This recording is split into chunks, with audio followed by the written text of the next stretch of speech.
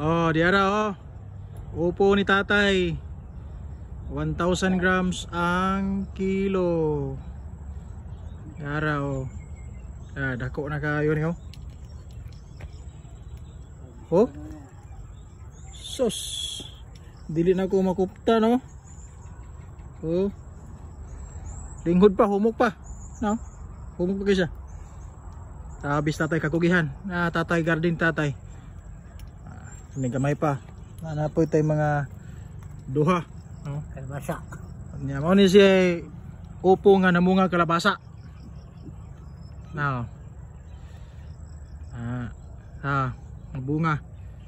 Kung ano ni third batch na ni siya bunga no, sa atong upo. Tapos sa tumoy oh. Araw. Kalabasa. Sakto-sakto sab ni. So ano siya kadagko. Kini gagmay pa. No? Taas sa tumoy. Ay daghan itong bunga. Sa ilalo man natay mga okra. Atsal. Namuwak na po datong atsal oh. Puhon-puhon. Nagyapon tayong harvest. Sa atbang, naipatula dito. Oh. Magkapait-pait, wala gibugas. Naputay balanghoy diri oh, kalibre. No? Kamuti ang kulang. Yan atong okra. So muna ang upo ni tatay. 1,000 grams ang kilo ana oh. Upo ni tatay arang kakugihan.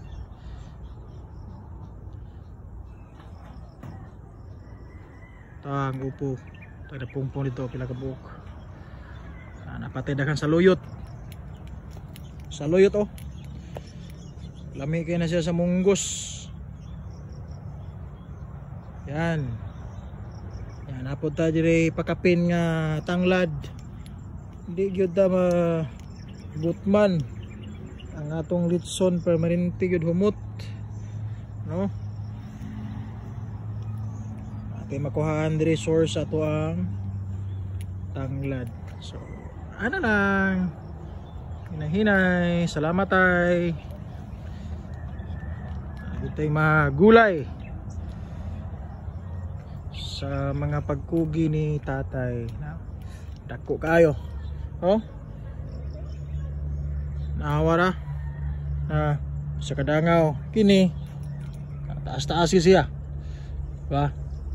Dako kayo. Mga nang 1,000 grams ang kilo ana. Okay? Sa mag-order, message lang.